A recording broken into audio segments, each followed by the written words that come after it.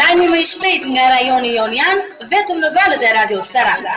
Ndiqni edicionet informative çdo ditë. Radio Saranda, informacioni juaj i nevojshëm.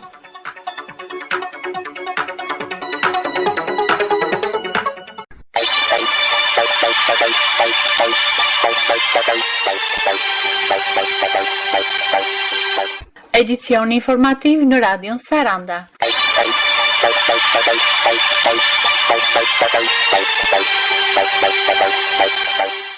Të nderuar dëgjues, ju njohim shkurtimisht me titujt kryesor. Konsullja e përgjithshme e Italisë në Vlorë zhvilloi takime në Bashkinë e Sarandës. Buxheti i 2021-shit arri në Bashkinë e Finiqit në 6.1 milion euro. Synohet u jepishëm në çdo shtëpi. Ish deputeti i Partisë Demokratike Dritan Shehu e konsideron kontraband ilaçesh futjen e dozave të para të vaksinës anti-Covid në Shqipëri. Nga kultura, Isopolifonia mblodhi në Vlorë 10 artistë nga zona të ndryshme.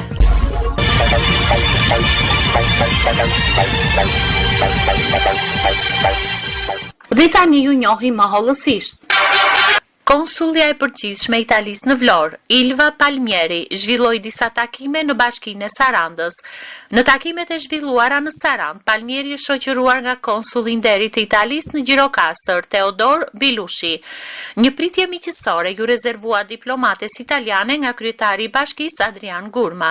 Mësohet se në takimin Palmieri-Gurma është diskutuar për zgjerimin dhe forcimin e bashkëpunimit të marrëdhënieve dypalshe, duke falenderuar për prezencën dhe ndihmën e pakursyer ndër vite që shteti italian ka dhënë për vendin ton.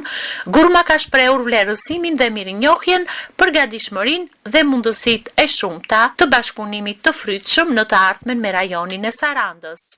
Iva Palmieri është njohur nga kryebashkiaku Gurma edhe me investimet e fundit publike në shëtitoren Buzdetit.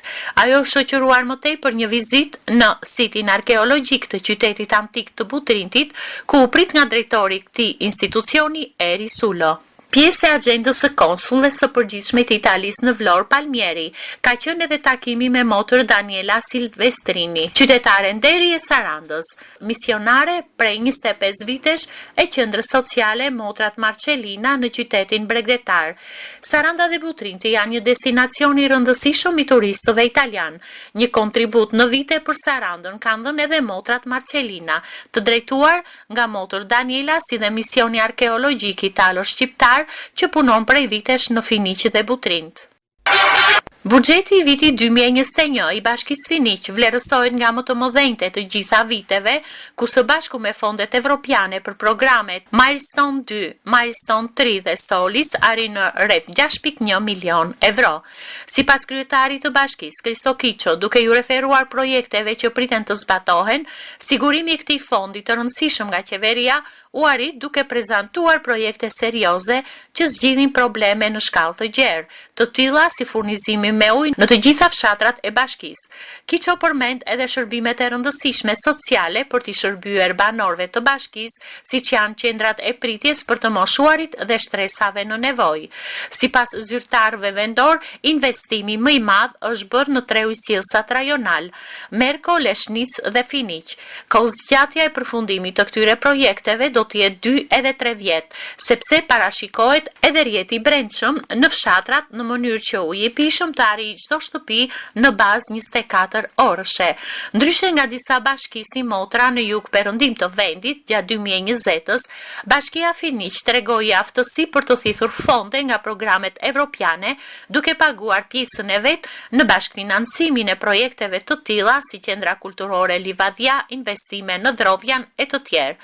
Ndërpritshmëritë e 2021-shit janë Muzeu në Livadja, Shkolla e Alikos e të tjerë. Ndërkohë në vitin që sapo kemi hyrë, Bashkia e Finiqit do të përfundojë rehabilitimin e objektit Qendra e kujdesit ditor për të moshuarit në Finiq me rreth 200.000 euro nga një program evropian. Sipas Kiços, buxheti i vitit 2021 nuk le pas dore vazhdimin e projekteve të vogla në fshatrat e bashkisë për përmirësimin e infrastrukturës me rreth 50 milion lek. Ish deputeti i Partisë Demokratike Tritan Shehu e konsideron kontraband ilaçesh futjen e dozave të para të vaksinës anti-Covid në Shqipëri. I pyetur në një intervistë dite në një media kombëtare, Shehu ka shprehur rezervat e tij për procedurën e hyrjes së kësaj vaksine. Lidhet me sasitë që do vinë, lidhet me ritmet e vaksinimit dhe kur do mbaroj vaksinimi së paku i 70% të popullsisë. Shqipëria në tërësi ka nevojë, po ta marrim në numrin e popullsisë që ka, përqindjen e atyre që do vaksinohen, firot, mënyrat e një rifreskimi të tretë për disa të tjerë që mund të ketë nevojë, Shqipëria ka nevojë për rreth 5.5 milion doza vaksinash. Pra, jemi shumë larg nga ajo që deklaron kjo qeveri, edhe teorikisht, edhe pa paraqitur asnjë dokument, edhe asnjë letër për atë që thotë që do sjellë vaksinat në Shqipëri. Pse? Sepse kjo qeveri, ku ne i thonim, mos u koncentro vetëm te Covaxi. Covaxi është një organizëm i ngadalt, është një organizëm që siguron vetëm për 20% të popullsisë, është një organizëm i cili është bërë për vendet e pazhvilluara, kontrakton direkt me prodhuesin, kontrakton dhe diskuton direkt me Bashkimin Evropian, direkt me vendet e Bashkimit Evropian. Asnjë certifikat e origjinës së mallit. Nuk është si janë rregullat e ligjet e Shqipërisë dhe të gjithë vendeve. Kushdo qoftë në botë, është e detyruar të paraqesë certifikatën e origjinës së mallit, kushtet e transportit. Këto është e detyruar të miratojë në mënyrë me një dosje të plotë agjencia përkatëse dhe meqenëse bari nuk është i regjistruar, është i detyruar të firmosë titullari i Ministrisë së Shëndetësisë. Asnjë farë konfidencialiteti në këtë gjë dhe asnjë vend dhe asnjë kompani perëndimore, asnjë kompani serioze nuk të detyron, nuk thuash që nuk ka mos paraqit certifikatën e origjinës së mallit. Është tjetër gjë kush e financion, dikush që mund ta financojë, mund ta paguajë, mund të japë si donacion, ai mund të duhet ngel anonim, kjo është tjetër problem. Kjo nuk ka lidhje me burimin farmaceutik të ardhjes së mallit.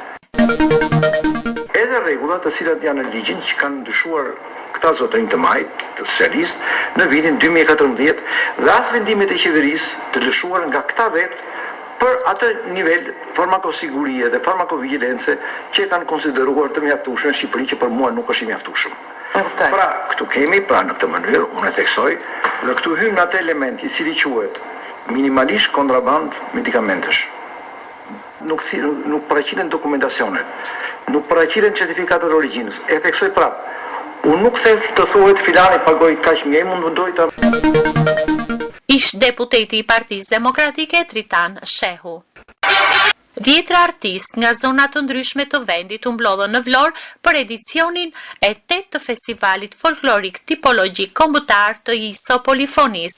Pjesëmarrës ishin artistë të gjitha moshave që interpretuan me grupet e Polifonis Labe dhe Toske nga Gramshi, Belshi dhe Shpati, Tërbaçi, Mallakastra, Gjirokastra, Skrapari, Vranishti, Livadhia dhe Finiqi dhe natyrisht nga Vlora.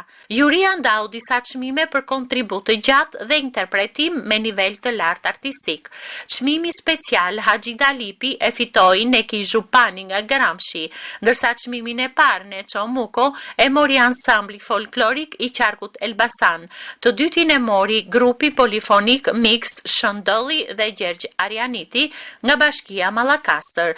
ISO Polifonia Vokale Shqiptare është shpallur nga UNESCO kryevepër e trashëgimisë gojore të njerëzimit dhe mbrohet po prej saj. Ky festival zhvillohet çdo vit për mbrojtjen, ruajtjen dhe popularizimin e trashëgimisë kulturore jo materiale në Shqipërinë e pas viteve 90.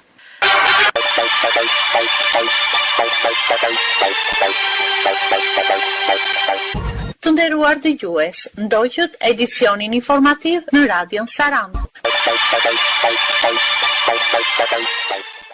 Përpara se të ndahemi, ju rikujtojmë dhe njëherë titujt e lajmeve. Konsullja e përgjithshme e Italisë në Vlorë zhvilloi takime në Bashkinë e Sarandës. Buxheti i 2021-shit arri në Bashkinë e Finiqit në 6.1 milion euro.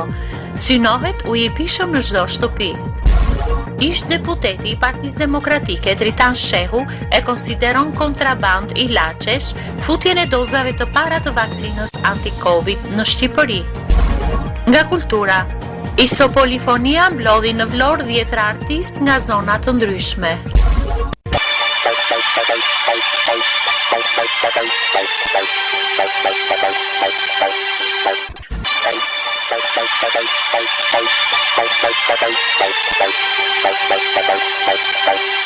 Nga unë Vasilika Ifandi, miru dëgjofshim në edicione të tjera informative.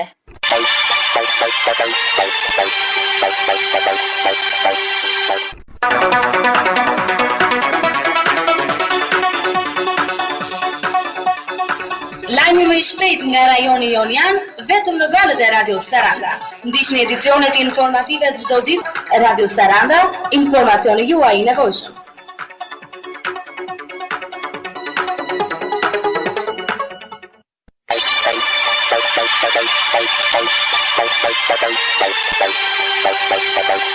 Bye.